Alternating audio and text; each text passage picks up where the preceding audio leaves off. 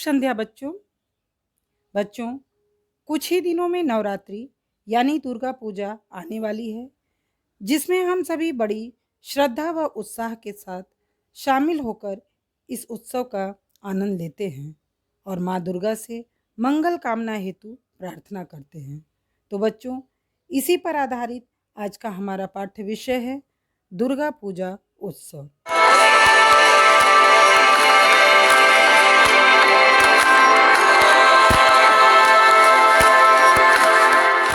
तो सबसे पहले उत्सव का मतलब क्या है, इसे जान लेते हैं। उत्सव का मतलब है त्योहार या कोई मांगलिक कार्य। हमारे देश में तरह तरह के उत्सव एवं त्योहार हैं। इन त्योहारों को हम सभी बड़े उत्साह एवं रोचक ढंग से मनाते हैं। तो बच्चों, आइए हम कुछ उत्सवों एवं त्योहारों के बारे में जानते हैं।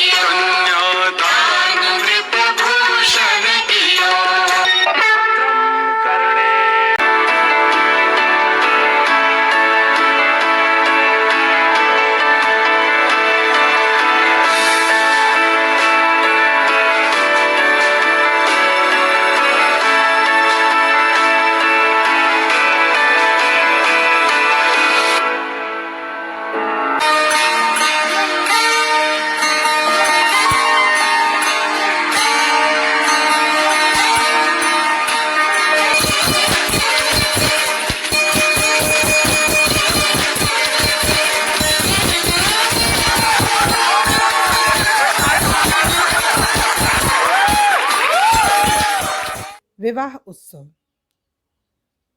हिंदू धर्म में 16 संस्कारों में से एक, जिसमें वर तथा कन्या पति पत्नी का धर्म स्वीकार करते हैं।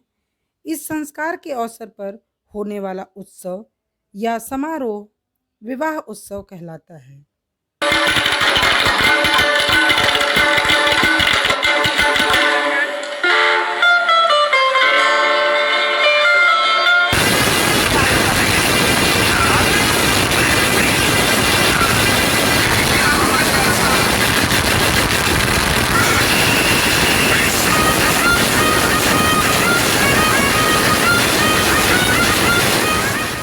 वार्षिकोत्सव।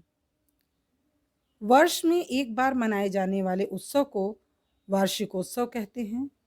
अर्थात किसी भी महत्वपूर्ण कार्य के एक वर्ष पूर्ण होने की खुशी में जो उत्सव मनाया जाता है उसे वार्षिक उत्सव कहते हैं। बच्चों, जैसे यहाँ पर आपने देखा, आपके विद्यालय में वार्षिकोत्सव मनाया गया है, जिसे आप एनुअल फंक्शन कहते हैं, उसी का यह दृश्य था।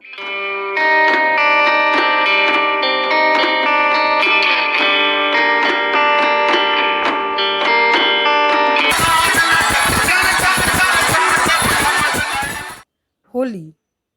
होली खुशियों और भाईचारे का पर्व है। यह त्यौहार फाल्गुन मास की पूर्णिमा को मनाया जाता है। इस दिन होली जलाई जाती है। बुराई पर अच्छाई की जीत की खुशी में अगले दिन रंग गुलाल के साथ होली खेली जाती है।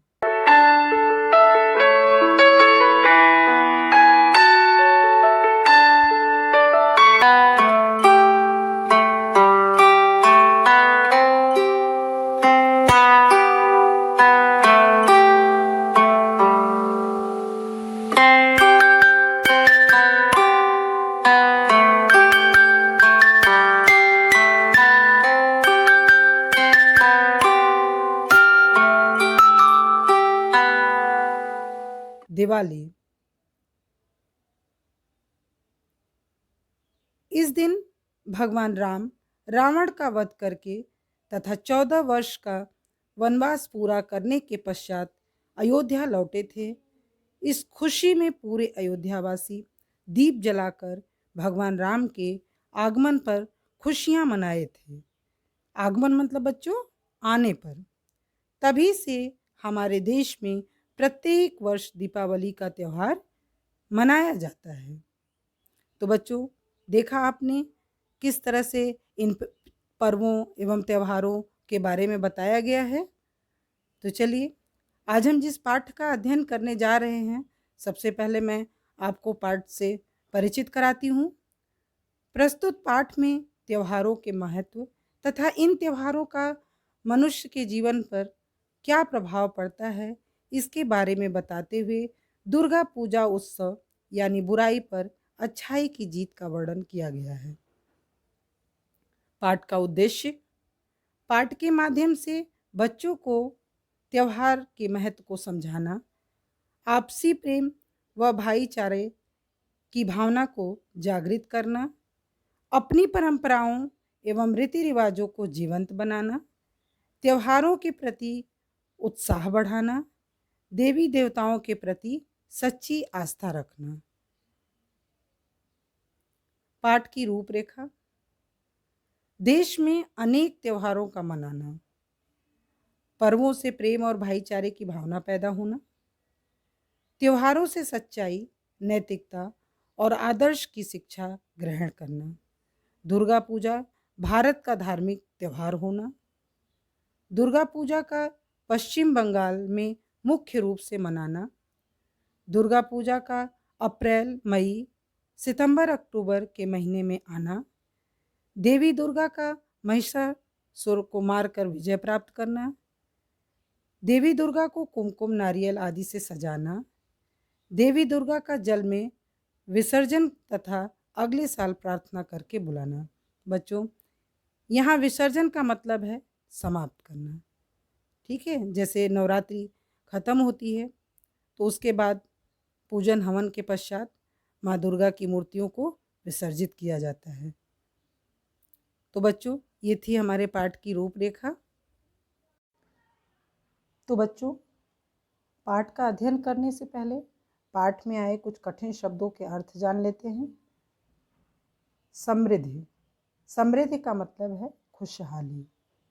अतीत, अतीत का मतलब है बीता हुआ।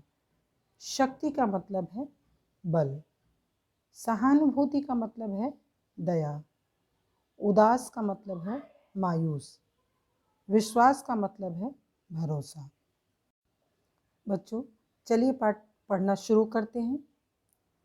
भारतवर्ष को पर्वों और त्योहारों का देश कहा जाता है। यहाँ समय समय पर अनेक पर्व मनाए जाते हैं। इन पर्वों का हमारे जीवन में विशेष महत्व है।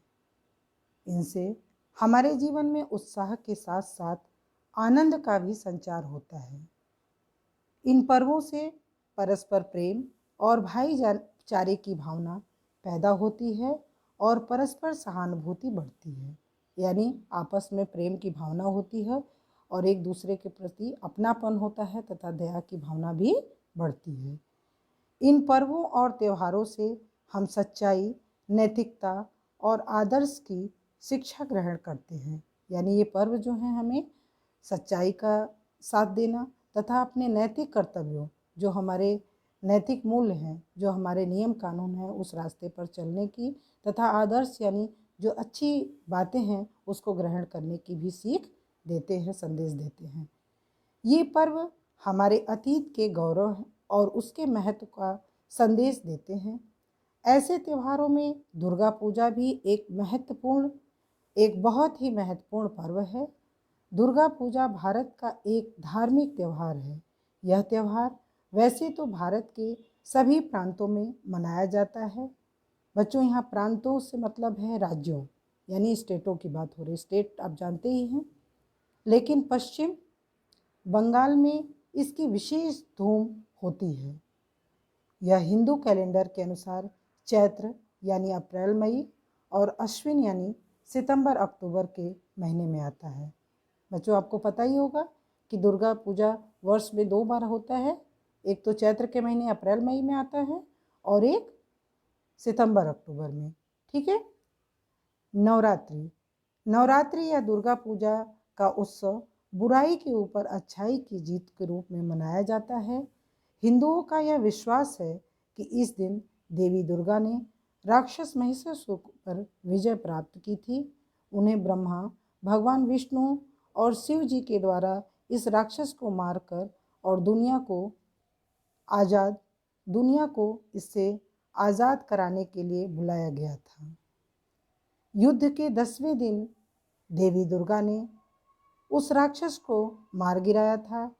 यह दिन दशहरा के रूप में मनाया जाता है। दुर्गा पूजा में विदेशी पर्यटक भी सम्मिलित होते हैं। बच्चों, यहाँ सम्मिलित का मतलब क्या है? शामिल होना। सम्मिलित का मतलब शामिल होना। तो बच्चों, आप सोच रहे होंगे कि दशहरा तो इसलिए मनाया जाता है कि इस दिन भगवान राम ने रावण का वध किया था, परंतु बच्चों इस दिन माँ दुर्गा ने महिषासुर का भी वध किया था। और दोनों ही कथाओं के अनुसार बुराई पर अच्छाई की जीत की खुशी में यह त्यौहार मनाया जाता है। इस त्यौहार पर देवी दुर्गा की पूरे 9 दिनों तक पूजा की जाती है। यद्यपि स्थानों के अनुसार पूजा के दिन अलग अलग होते हैं। जैसे कहने का मतलब ये है कि जगह जगह मतलब हर जगहों का एक कोई नियम नहीं है कि हर जगह एक ही ढंग से होती है। जगह जगह लोग अपने अलग अलग तरीके से पूजा करते हैं। इस दिन लोग देवी दुर्गा की मूर्ति को सजाकर प्रसाद, जल, कुमकुम, नारियल, सिंदूर आदि को सभी अपनी क्षमता के अनुसार अर्पित करके पूजा करते हैं। अर्पित मतलब चढ़ाना, जैसे समर्पित करना। सभी जगह वातावरण बहुत ही स्वच्छ और शुद्ध हो जाता है। ऐसा लगता है कि वास्तव में देवी दुर्गा आशीर्वाद देने के लिए सभी के घरों में जाती हैं। यह विश्वास किया जाता है कि माता की पूजा करने से आनंद, समृद्धि, अंधकार का नाश और बुरी शक्तियाँ नष्ट हो जाती हैं। बच्चों, यहाँ विश्वास का मतलब है भरोसा, और आनंद का मतलब खुशी, समृद्ध मतलब खुशहाली, अंधकार का नाश यानी अज्ञानता दूर होती है, बुरी शक्तियाँ यानी जो बुरी ताकतें होती हैं वो नष्ट यानी खत्म हो जाती हैं। पूजा के बाद लोग पवित्र जल में देवी दुर्गा की मूर्ति के विसर्जन के समारोह का आयोजन करते हैं। भक्त अपने घर उदास चेहरों के साथ लौटते हैं और माता से फिर से अगले साल बहुत से आशीर्वादों के साथ आने की प्रार्थना करते हैं। तो बच्चों, यहाँ विसर्जन का मतलब है समाप्त करना। ठीक है, विसर्जन का क्या मतलब है? समाप्त करना। जब नवरात्रि खत्म हो जाती है तो हवन पूजन करने के बाद माँ की मूर्ति को समाप्त यानी विसर्जित कर दिया जाता है। और उदास का मतलब है मायूस यानी दुखी। ठीक है, और प्रार्थना का मतलब है विनती। तो बच्चों, चलिए पाठ से क्या सीख मिलती है इसके बारे में जान लेते हैं। पाठ में त्योहारों के माध्यम से परस्पर प्रेम, भाईचारे तथा सहानुभूति के साथ आपस में मिलजुल कर प्रेम से रहने की सीख मिलती है।